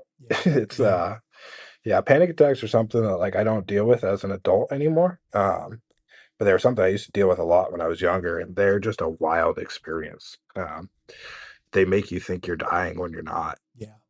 Yeah. I used to suffer from those myself. In fact, I had them up until my early 30s, and then thank God they Okay. started going away. But yeah, dude, it's hard to explain to people that don't have it or have never experienced it how bad it Yeah. is because it's almost like the best way to explain it is you panic about a particular like you have particular triggers that freak you out, but then it just becomes more of a panic about having the next panic attack. So like you're 100%. afraid of the next thing, even though there is no thing to panic about. It's more just freaking out about the next one. Yeah, Yeah, they're like terrible. funny enough, the fact that I got into MMA and jiu-jitsu was part of it was I always liked it, but almost like a coping mechanism. Like one thing that used to send me into the worst panic attacks and what sent me into that panic attack that I just told you about was people touching the back of my head. Like, Really? yeah, like I was literally that I remember that panic attack specifically because I was wrestling with one of my buddies in a driveway and his foot kicked me in the back of the head and just full on, full blown, just fucking horrible panic attack. And I like I said, I don't have them. I'm 32 now. I haven't had one probably since I was like 24, 25. Yeah. It was just like when you have them and you're dealing with them, right? You're trying to figure out different ways. And when you see a doctor, their only solution is medicine, Right. right?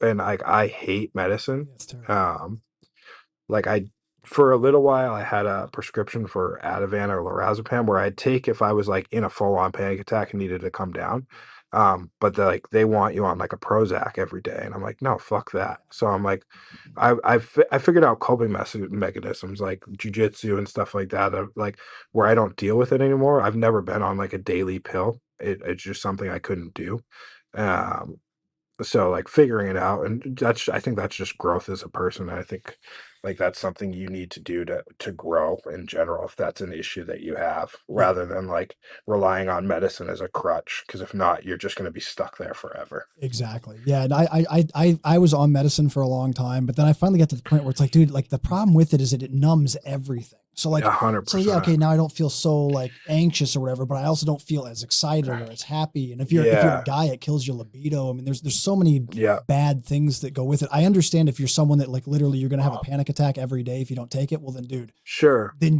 do it, take it Yeah, then, because that's yeah, no way to live. But man, yeah, if but you can find therapy, like there's therapeutic things to do, rather yeah, that's yeah, coping mechanisms. coping. Once you figure out what your triggers are and like what like and I think just experiencing them and getting through them like is it helps, as funny as it sounds, like understanding every time you have one, like, oh well, guess what, you didn't die. You're probably not going to die on the next one, like, and if you constantly tell, it's almost like competing in jiu-jitsu in a sense, right, where like the first one's pretty terrible. Like you're scared, your fucking hands are shaking, you piss 600 times. And then the next one, like you're still scared, but maybe you piss 500 times. And then like the more you do it, the more you're used to it, the more like it's not the exact same thing, but you know, for a slight comparison of dealing with coping mechanisms and stuff like that, it's kind of the same. Yeah. You know, the more you get used to it, you learn how to deal with it, you learn the things that make you feel better, and the like just how to live your life, or like on a competition day, the things that make you like less stressed out, like just all that stuff. You Yeah. know, you grow. Yeah. Being Maybe not the best comparison, but like if you don't have panic attacks, it's probably the best comparison I can give you if you do yeah. jujitsu. It's like we said, You if know? you've never had one, it's really Yeah. hard to explain. Yeah. Yeah. But Yeah. it's yeah, it's kind of like too, like there's the idea that obviously you know that whatever you're panicking about is most likely very irrational and not real. So, Oh, but in the, but 100%. in the moment, it's hard to convince you to remind yourself Oh, of yeah. that. I used to convince myself that my brain was bleeding, like, Oh my, yeah, no, you all will, the and you time. Yeah. will. You'll convince yourself that you're Yeah. dying. Yeah, yeah. Yeah. Yeah. It was wild. No, it's crazy. One thing I learned too is the more you talk about it, the more you're open about it and honest with yourself as well as others, it helps you out. Oh yeah, totally. Like the more you try to hide it and like think like, oh, this is normal, the worse it was. Like the more like even now as an adult, like if I'm stressed about something or like something's bothering me, the more I just like am open about it. That's actually a good one to talk about with competing as well as like other competitors. Like one thing, I'm a fucking nervous competitor. Are you I've really? gotten a Okay. lot. Yeah, yeah. I've gotten way better now. I'm just starting to recently really figure it out. But like one thing that really started helping me was being honest with the people around me. Like a couple years ago. Like I would always hide it. Like I'd be ready to compete, and I wouldn't want anyone to know that I'm nervous. Now, like if I'm sitting there with my homie, I'm just like, bro, I'm shitting myself. Like you know what I mean? Yeah. And just like having someone there that understands that you're nervous, I think just helps. As silly as it sounds, like are just being open with yourself too. Just not like trying to hide your feelings. I think trying to hide your feelings and reserve things just makes them so much harder. Like if you want to throw up, just tell someone. That's something that helped me a lot, is having these conversations on the show. Like I always assumed, like, Yeah, because when I would compete, I would get real nervous too, and I didn't realize yeah, that's true for everyone. Like, I mean, there's like a exactly. very small percentage of people that don't feel any kind of nerves. And I remember having a Oh, conversation yeah. with Buchecha back in the day. I interviewed him like 6 years ago or something like that, and he was talking about how to this day how nervous he gets, and I'm just thinking, dude, this is Buchecha. He's nervous. I know, Like shit. Okay, well then I maybe it's know. not just me. You know what I mean? And you realize that That's why everyone feels it. Yeah. yeah, that's why and I'm sure these guys get nervous too, but when you guys watch guys like Andy Varela or Andrew Tackett, they're smiling and talking shit during the match or fixing their hair. I'm like, fuck you, man. Like I'm just I'm trying to get out of there as fast as possible. Like that's like my only goal. Yeah. Um, Whereas like even though I lost at this last pans, which I think I got a shitty decision, but whatever, it is what it is. I should have done more to win.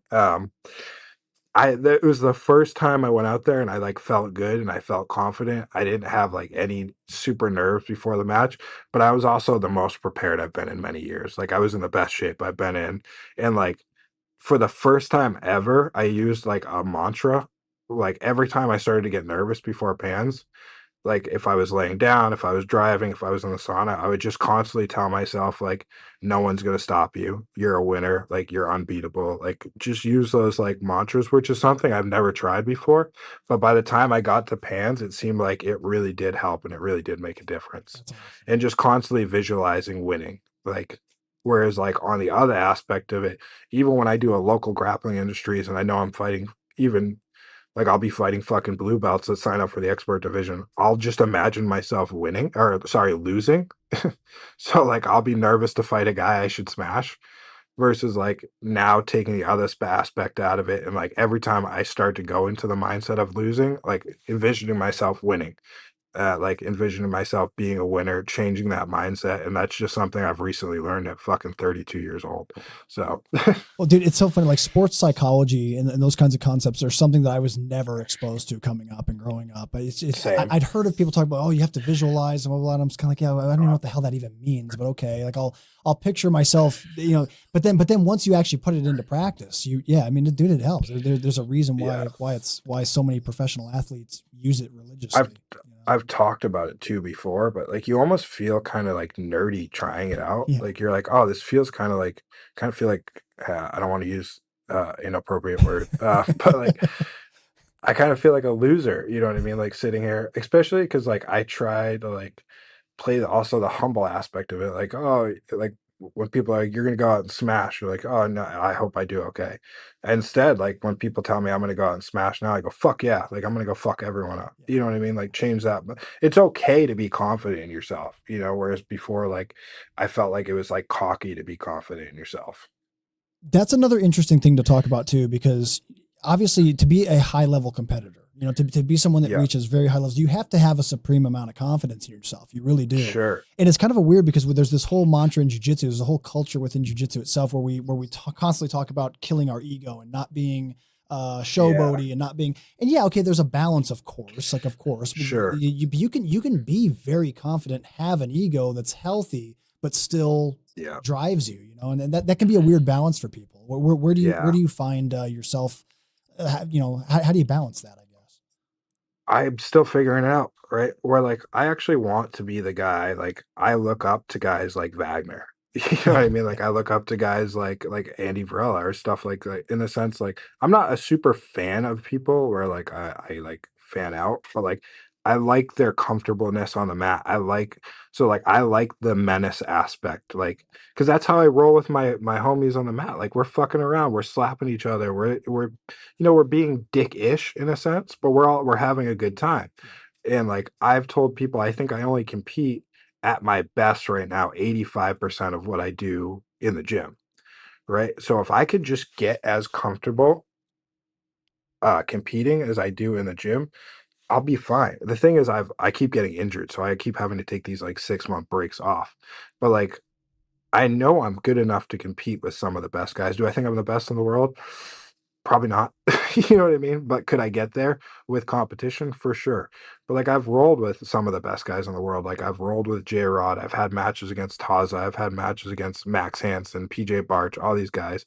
And I've done pretty well. You know, I lost to the last two high level guys I did were Johnny Tama and Max Hansen, I think. Nice.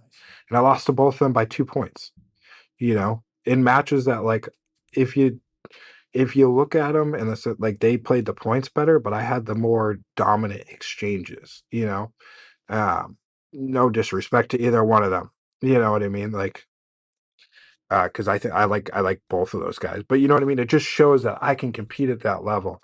And I think if I could just get out there and compete, that was kind of the plan right now. That's why I did pans. I was going to do ADCC, and I have that $5,000 bracket.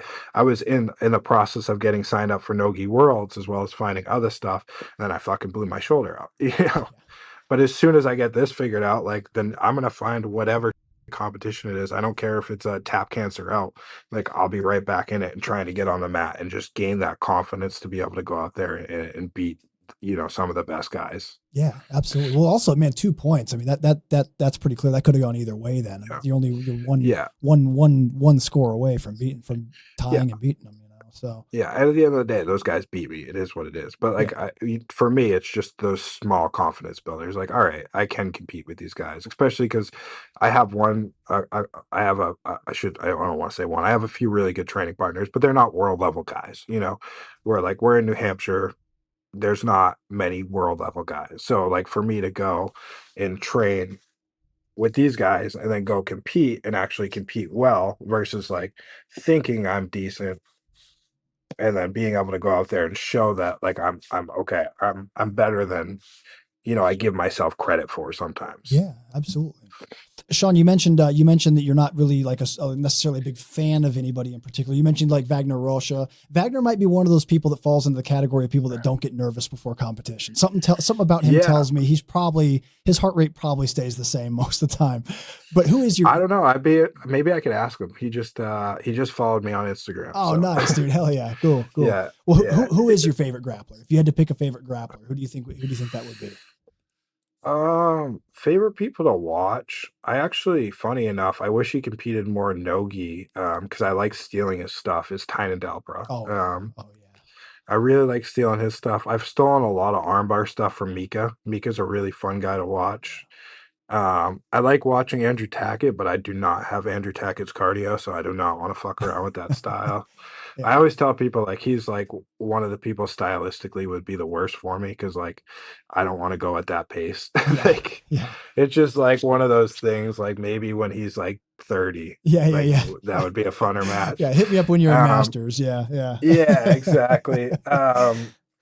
Whereas, like, if I trained really hard, if someone offered me the match tomorrow, I'd 100% take it. Yeah. Like, you know what I mean? It's like one of those situations. Sure. Sure. Um, but yeah, that's a fucking horrible stylistic matchup. Yeah. But like the guys I like to watch and influence are like guys like Tyne and guys like Mika. I've always watched Gordon. It's like stupid to not watch the best in the world. Yeah. You know what I Absolutely. mean? Yeah. I've stolen a lot of stuff from Gordon. I've actually had the opportunity to train with him like 2 or 3 times, and every time I learned so much. That's awesome. And then back when I used to train gi, which I don't do anymore, I do very little. I used to watch a lot of the Mendez brothers. Really like the Mendez brothers style. They were really influential in my gi game. And then now, like, those are probably some of the main guys I like to watch. I always like to watch like Dante if he's on. Like he's someone that's just inspirational in the sense like he's kind of done it all and he's been around forever. So he's a fun guy to watch. I don't think he gets enough credit for how good he is either. Um, and then other than that, that's kind of like the main ones. Like if I see their name, I'm gonna watch. Like I'll pull it because I'm not even the biggest on like watching jujitsu. Like I don't watch all the WNOs. I don't watch all the. Like, I will some if I'm home and I got nothing going on. But if I got something else to do, I'm not going to go out of my way to watch it. I won't. I really won't watch them back. Yeah.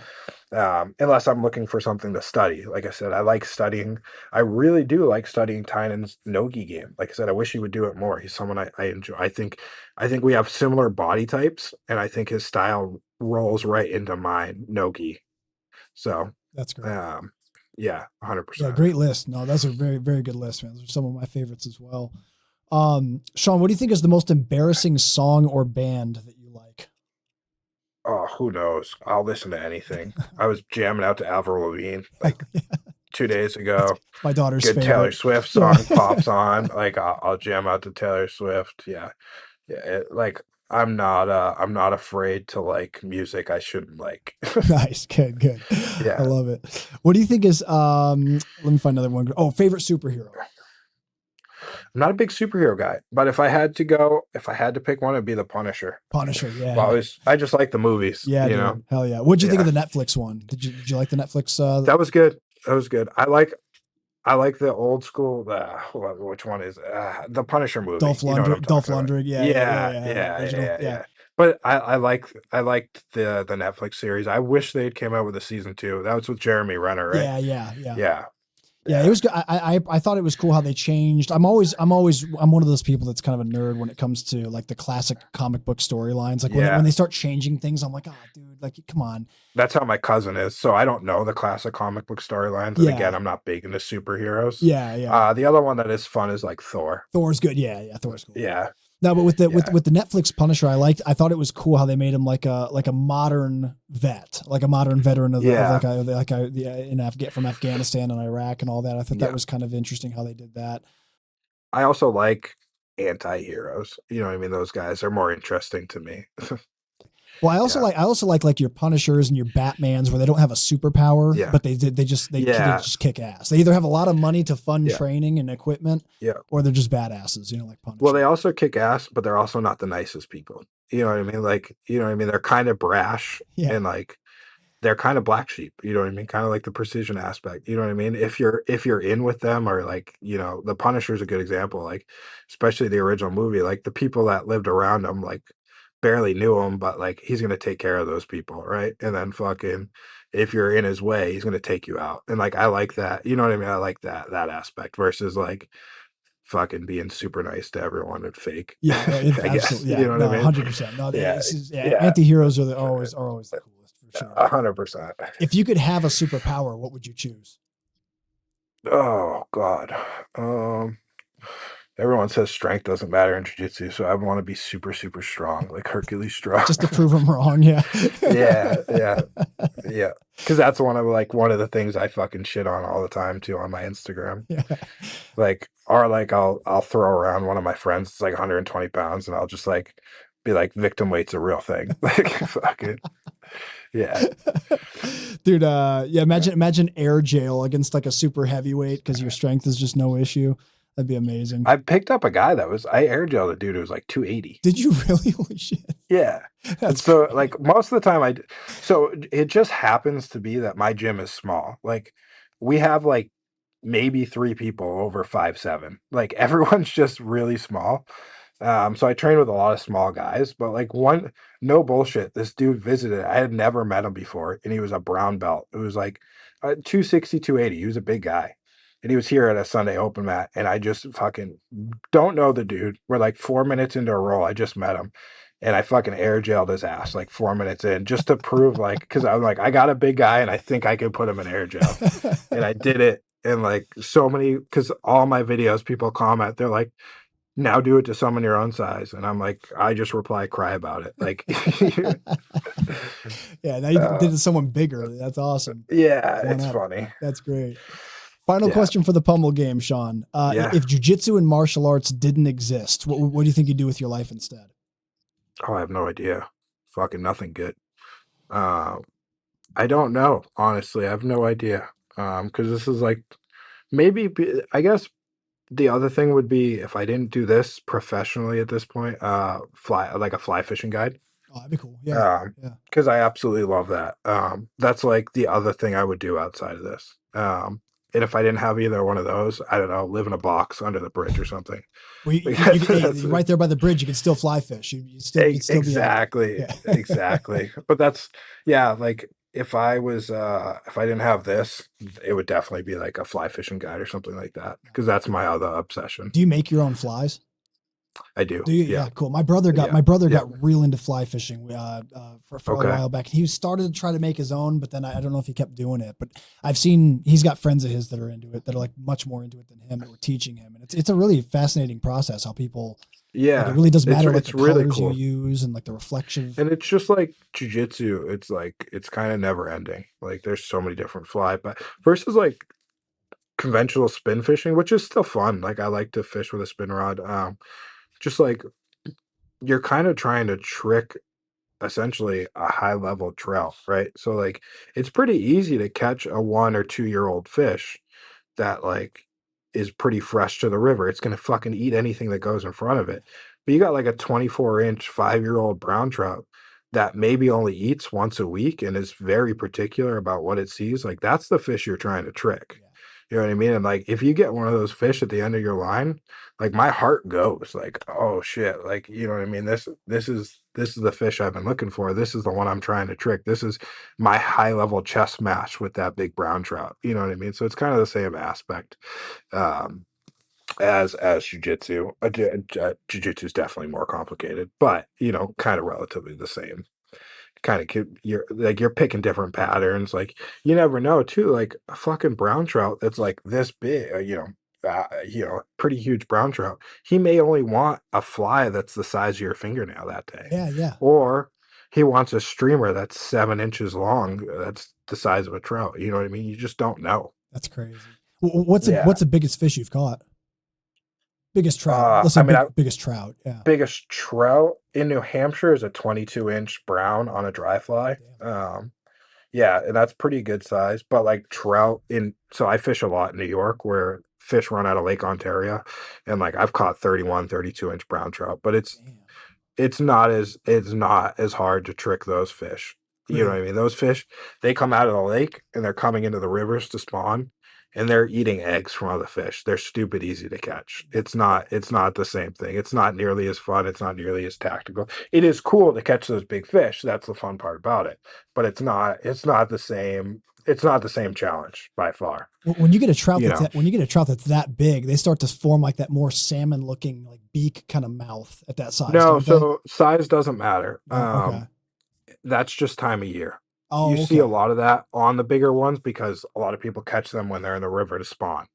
But like those fish don't have that beak while they're just running around in the river. They develop that right before they go out to that river and spawn. Oh, really? Okay. Interesting. Yeah. I didn't realize Yeah, that. that's just even their color changes. Like the big browns, when they're in Lake Ontario, they're silver.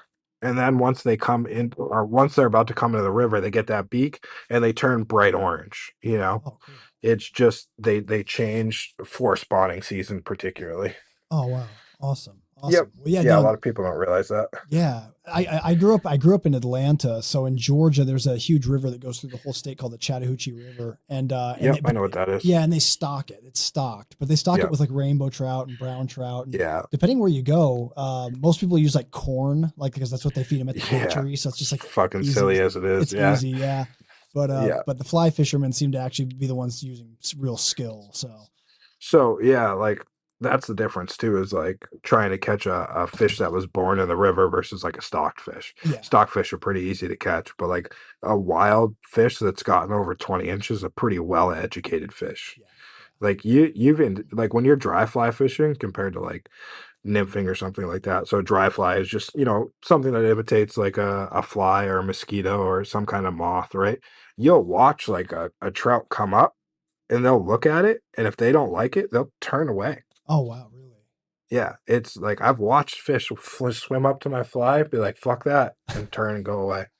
Yeah. And that's got to be Yeah, a terrible feeling. So it's like, dude, it took me like 35 minutes to put that stupid thing together. Yeah, And they just completely yeah, and then rejected my work. yeah, that and it happens multiple times. You try like 20 different flies, and then sometimes it'll hit, and then sometimes they're like, nah, dude, you ain't getting me today. Yeah. And sometimes it's the fly, sometimes it's the thickness of your line, sometimes you gotta drop down your line weight. So there's just so many different aspects to it. That's really cool. One more Yeah. hobby you mentioned. You mentioned that you Yeah. you dropped your life savings into coin collecting at one point. What's the Yeah. what's the most rare coin you were able to find?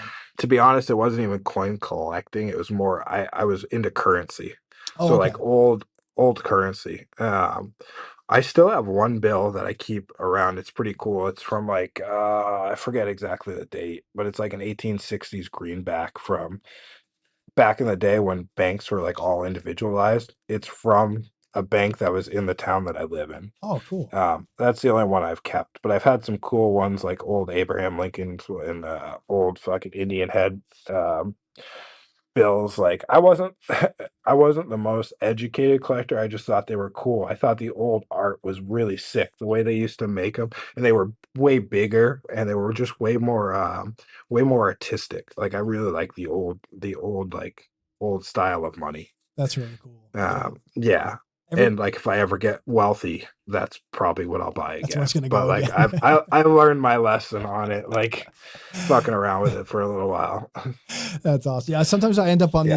these like YouTube wormholes, like especially if you ever watch that show Pawn Stars, where like they'll Yeah, have people yeah. bring in like crazy coins from like thousands of years ago. Yep. It's interesting. I could see how people get into All that it. shit's cool. Yeah, yeah. Look up currency, look up old currency. It's just cool to look at. You know Yeah. what I mean? Like old currency is really cool. They used to like it's just like everything else. I feel like they used to just take more pride in it. You know what I mean? Like all of it. Yeah, yeah.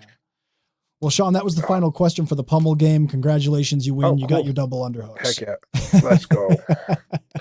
So, Shawn, man, you've been praised for your strong dedication and teaching and developing of your students. And there's something I saw another thing you posted on Instagram recently that I really loved.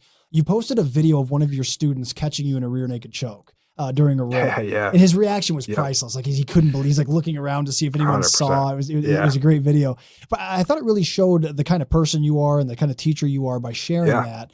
We talk a lot about ego in jiu-jitsu and how important it is to keep your ego as healthy as possible. But I think sometimes we think of that mostly from the student's perspective, but there's also Sure. instructor ego as well. Oh, What 100%. are your thoughts on I guess tell us about your mindset as a coach when it comes to being selfless in the pursuit of creating great grapplers? Oh yeah, I mean, I do have an ego, and I fuck around with my students all the time. Like even my students joke around about how my personality. Like, well, they'll come to me, and my buddy Dave was the one saying this the other day. He's like, "I'll come up to you and tell you about how I'm good and good at rear naked chokes," and then your response will just be like, "You'll never catch me in a rear naked choke." You're like, that's instead of complimenting him or something like that. Whereas, like, if these guys do catch me, I don't give a shit. Like, we're training. And, like, the people that tell me online or talk shit, they're like, "Oh, why don't you ever post this happening to you or that?" Like, if it happens, gladly I will. Like, I do it. I don't care. It doesn't bother me. I think it's funny. Like, if a girl caught like, dude, I was fucking around with, this girl, Sarah, and you can see her in a lot of my videos. Like, um, I was letting her try to armbar me, which I do all the time. Um then she wrist locked the shit out of me. Like, I wasn't expecting it, and I tapped 100%, and, like, I posted that one too. Like, if you catch me, whatever, it is what it is. Most of the time, like, even when that kid took my back and choked me, like, I was fucking around, you know what I mean? I got my back taken, but he honestly caught me in the choke, you know what I mean? If we were competing, would I have ever been there? No, but, like, I don't care. I had another one where the kid Joe I was talking about earlier, he got on my back and I was doing one of the things like being cocky and talking shit and fucking having fun. And he got a choke across my face and he made it his life's work to finish me there. Like I tried everything I could to get out of that thing and just eventually had to tap. Like it just happens. It is what it is. You know what I mean? I think it's a good time. And every time I get caught or like I'm very hard on myself in the sense, like, if someone passes my guard or does something, like, I break it down and figure out why it happened, and I want it to never happen again. Like, I'm very hard on myself in those aspects, but it doesn't bother me in the sense, like, I'm not mad at the person for doing it. I don't care that it happened. I just wanna know why it happened and how I can stop it next time. Yeah.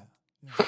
Well, I mean, it kind of goes to show like none of us are greater than jujitsu. I mean, it works 100%. on everybody. It's why we do it. Like if there were certain people it just didn't work on, then what's the point in even training it? Because Exactly. you could easily run into those people and then just have a useless fighting style. So it's Exactly. yeah. I think it's nice to see that, and I think it's good to yeah, good to see instructors in particular just being happy for their students. Because at the end of the day, as a teacher, the whole Yeah. point is to make people better than you. You want the next Yeah. generation of your guys to surpass you in skill eventually, right? Now, you got, like I don't they call it the old Brazilian style, not to insult Brazilians, right? But, like, they would say, like, the instructors will only teach you so much, right? They Oh won't yeah, teach you, like, their A game, which is that true? I don't know. It's just a lore, right?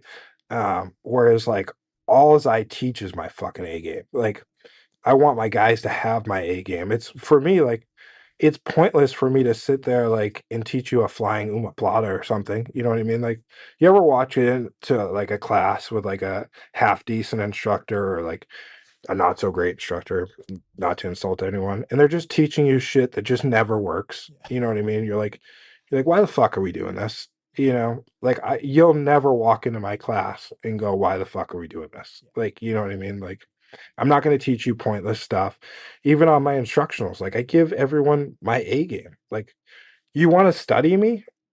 My A game is right there. Like, I'm not hiding it from anyone. I don't believe in holding anything back. I just don't think it's useful for, growing jujitsu as well as like it's definitely not going to help my students and like even with my instructionals, right? Those people are paying money to get information from me. So like why would I hold anything back from them? I think that's what helps me become a better seller on Fanatics. Like why would I give them a bunch of bullshit? And that's what I get. I get a lot of reviews or compliments or even messages, like simple, direct, straight to the point. And that's me in a nutshell. One of your instructionals that you did, I have in my library that I really love is precision wrestling for jiu-jitsu. I mean, Okay. yeah, dude, there's some great gems in there. So let's talk Oh, about yeah. that because you have obviously a wrestling background. You transfer that Yeah. over to your jiu-jitsu. That's a big thing that a lot of people are starting to realize in jiu-jitsu is that, man, you've got to have a takedown game. You've got to be able to play on your feet. I always say that being a great jiu-jitsu fighter and not being able to take the fight to the ground is like being a great airline pilot that can't take the plane off the ground, right? Like Yeah. you can Yeah. Yeah. fly Yeah. beautifully in the sky, but it's like you got to get it there first. So where do people start Sure. for people that are just, I mean, have zero takedown skills, no sense of wrestling? What are some easy things for them to start with in your opinion? Front leg singles and body, taking down people from the waist. Mm. You know what I mean? I think that's the easiest thing you can do. Also, safest thing in jujitsu is taking someone down from the waist. Someone just made an Instagram video on it too, talking about how like Danaher talks about that. Which is funny because it's like something I haven't heard from Danaher before until that video. I literally just watched it like yesterday. Um, but it's something I've been talking about forever. It's like it's the safest way to take someone down. Like you're not exposing your neck, you're not exposing leg, you're relatively unexposed, and it's a relatively strong position to get a takedown. So that's where I'd start. I talk a little bit about that in my instructional. Uh, I think, I'm glad to hear you say that like there's some good gems in there because I did that one and headquarters passing, and like I think they're both good instructionals. It's just I think armbar at all was I did a really good job, and then those two like I felt a little bit rushed, and then when I did those other two on seated guard and wrestling up, I really dialed it back um, to like think about the fact that I'm teaching to completely beginner people.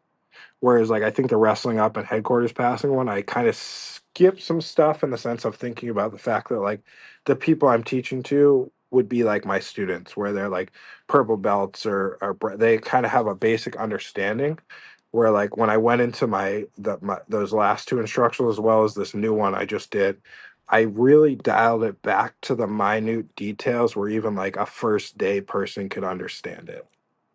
Well, one thing I appreciated about precision takedown, precision wrestling for jiu-jitsu was that it chains into a lot of like you always seem to emphasize like once the takedown scores, you point out things that can be done from there, which ties in perfectly to 100%. armbar at all. And armbar at all, I Yeah. haven't watched the entire thing, but I've seen some of it and it's great. What are Yeah. what were some of your things you were really trying to drive home in that instructional? Obviously, besides arm bars, what do you think is one big takeaway you hope that everybody gets from that? A lot of it is like talking about how most of these, I mean, most of those arm bars are the same with different setups. Like it's all of it's kind of the same. You just got to learn how to adapt it to different positions, right? Like most of the grips are the same, most of like the attacks are the same, right? It's just kind of adapting and learning how to use it in multiple areas. Like, and if you simplify jujitsu like that and simplify it more into concepts than into like each individual move, the sport becomes so much easier, right? Where like someone might think about an armbar from guard differently than a turning side armbar, right? Where like in their brain, it's step A, B, C, D, and E. And this is one thing I've really watched people struggle with, and I think why some people never get good at jujitsu is because like they learn A, B, C, D, and E, right? So when they're going for the move, they hit step A, they hit step B, but they get stopped at step C and they have no idea how just to get to D and E. You know what I mean? Yeah. Versus if you understand the concept, like you understand the beginning, middle, and end, right? If you think about it, every person's arm is different. Every scenario is different. Every live roll is different. Where like every time you're going to have to adapt it a little bit, right? So if you understand the concept and the basic idea of what you're trying to do, if you can just adjust every time you face a little problem, you're going to be much better at the sport than if you really struggle to figure that out. Like the people that ask me like what if questions, what if they do this or what if you know what I mean? Like, well, figure it the fuck out. Like that's kind of the sport. You know what I mean? Like I could for every offense I can show you fucking 25 what ifs. Like the what ifs are what make you good. Like figuring out the what ifs are what gonna. Yes, I'll answer those questions. I'm not a dick, but like you know what I mean. Learning how to adapt and adjust and learn how to figure out the what ifs on your own are what's going to make you good and bring you to the next level of the sport. That's great. Yeah, very well said. Shawn, what do Yeah. you think on a very technical and mechanical level? What do you think was your biggest aha moment in learning and practicing the armbar? Or what was something that really changed the way you looked at the technique itself? I wouldn't say there's anything specific. To be honest, I armbarred one of my black belt instructors as a blue belt, um, and I've always just had that affinity since then. But I've never like there's been some aha like, oh, I know how to this will make the armbar better. Like recently, it's been doing more utagatamis to set up the armbar because I think in nogi with the slipperiness, you just need that extra grip, especially at a higher level. Like if someone's wearing short sleeves, in long sleeves, you can kind of get away with it, but like a sweaty short sleeve person, like holding on to their tricep, fucking hard. You know what I mean? Also, with the Utagatami, it just allows you to get a lot closer to the shoulder. And I guess one of the aha moments would be like, if you don't control the shoulder, you're not going to control the elbow, Mm. right? And like J Rod talks about that too, why he's so good at escaping arm bars, because most of the time it's his shoulder line's not trapped, right? If his shoulder line's not trapped, the elbow line's not trapped. So like you have to trap the shoulder line to be really successful at breaking an arm. Well, guys, listen, if you're out there listening and you're wanting to improve any of these aspects of your jiu-jitsu, Shawn has a handful of instructionals with us. Like we mentioned before, a lot of these are some of our best sellers. So type his name into bjjfanatics.com. We talked about precision wrestling for jiu-jitsu and armbar at all. I have a new one coming out too, called Top Stuff, and it's literally just all about my top game. Nice. So everything I do from mount, side control, all that one's really, really submission heavy. So if you're like one of those guys who really like submissions, that's definitely one to check out because that one's really, really submission heavy. Awesome. Yes, you guys keep your eyes out for that one too. It's going to be dropping soon. And head over to bjjfanatics.com. Check these out. Shawn, man, in closing, what are some of your major goals for the rest of the year? We've got a couple months left in the year here. What are your goals for 2025? And what are some goals you have on the horizon for 2026? We'll see with the shoulder thing. It's kind of changed. It was to, kind of win these competitions. Like the ADCC would have been a good one because I had some opportunities to face some really good guys. Like Cameron Hurd was in my division. That kid, Nick Ortiz, was in my division. So like, really, there was another kid who actually ended up winning, who I don't even know who the fuck he is. So would have been a good opportunity for me to get out there and face those guys. So a little bit disappointing. That $5,000 bracket, I think I could have won it. So that's literally this Saturday. Kind of sucks. We'll see after Friday, when I see the orthopedic, hopefully to get back in competing, at least get maybe one or two more comps in before the end of the year. If not, get this shoulder recovered and then just go ham next year.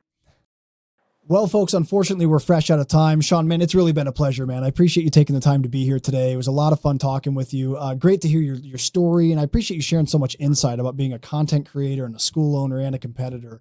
I think that you dropped a lot of really valuable knowledge for the listeners today, and you're always welcome back in the future if you ever want to come back on. Yeah, man, I had a really good time. Let's see how this podcast goes. Hopefully a lot of people like it, and then we can go out and do another one. Absolutely. You're welcome back anytime, my friend. For anyone out there that wants to keep up with Shawn, it's real easy to do. You can find him on Facebook. It's just his name. Instagram is Shawn Melanson 160. Make sure you guys follow there. He posts a lot of great content. He posts up to 4 reels a day. So plenty of entertainment if you're following Shawn on Instagram. His YouTube's coming soon, so make sure you guys keep an eye out for his posts on social media. He'll announce the name and location of his channel. And then if you guys are ever traveling through New Hampshire, his academy is Precision Jiu-Jitsu. You guys can check that out at precisionjujitsunh.com. If you guys can't make it to New Hampshire, though, you can learn from Shawn anywhere in the world here at bjjfanatics.com. He's got several instructionals with us covering different topics in each one. Many of them are our best sellers. So check him out. Put his name in at bjjfanatics.com to check out those instructionals. And that's going to do it for this episode, everybody. I really appreciate you tuning in. Please stay tuned for the next episode of the BJJ Fanatics podcast.